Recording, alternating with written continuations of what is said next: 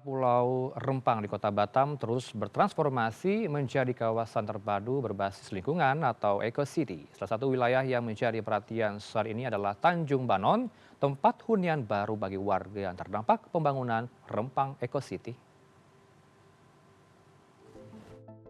Berada di selatan kota Batam, Pulau Rempang kini tengah dikembangkan menjadi sebuah kawasan industri, hunian, serta ekonomi hijau. Di Tanjung Banon kini berdiri sekitar 504 rumah hunian bagi warga yang terdampak pembangunan di wilayah tersebut.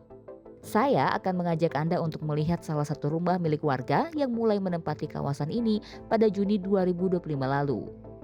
Seperti inilah isinya dari salah satu rumah yang ada di Rempang Eco City. Ini saat ini rumahnya memang suasananya seperti toko karena memang beberapa warga di sini menggunakan rumahnya untuk berdagang barang-barang kebutuhan seperti itu seharian. Dan di sini ini tuh dilengkapi dengan 2 kamar tidur dan juga ada 1 kamar mandi. Jadi rumahnya ini merupakan rumah tipe 45 seperti itu. Sekarang saya mau ke dapur untuk lihat-lihat dapurnya bersama ibunya. Rumah ini merupakan milik Samsudin Ismail dan istrinya yang dulunya adalah warga Sempulang Tanjung, Pulau Rempang. Setelah puluhan tahun tinggal di rumah turun-temurun, mereka akhirnya memutuskan pindah ke kawasan ini. Samsudin sempat menolak pembangunan Eco City di Pulau Rempang, namun akhirnya memutuskan pindah dengan harapan akan mendapatkan masa depan yang lebih baik.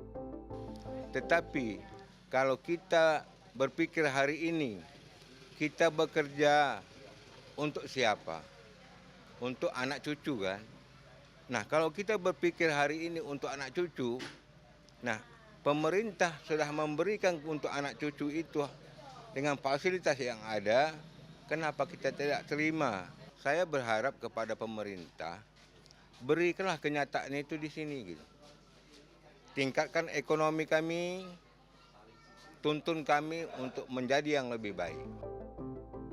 Semua rumah yang ada di kawasan ini memiliki tipe 45 yang berdiri di atas tanah seluas 500 meter persegi.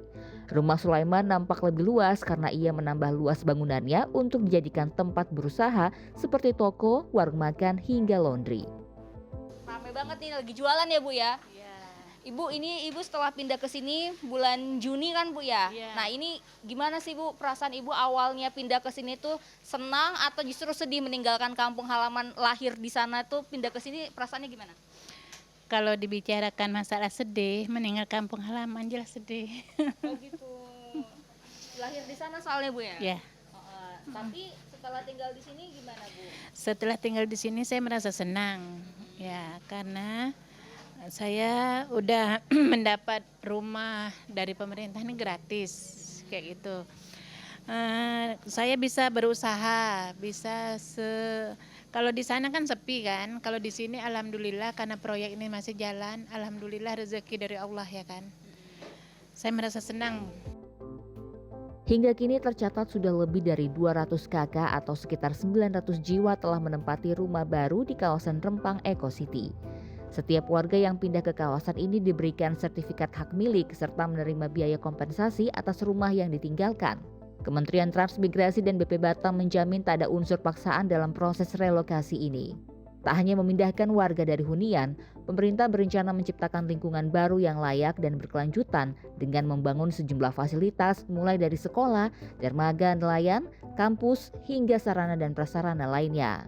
Jadi kita sekarang tugasnya adalah bagaimana membuat kawasan transmigrasi di Tanjung Banon ini menjadi satu tempat yang cukup nyaman karena fasilitas yang terintegrasi. Insya Allah nanti sudah bisa dirasakan.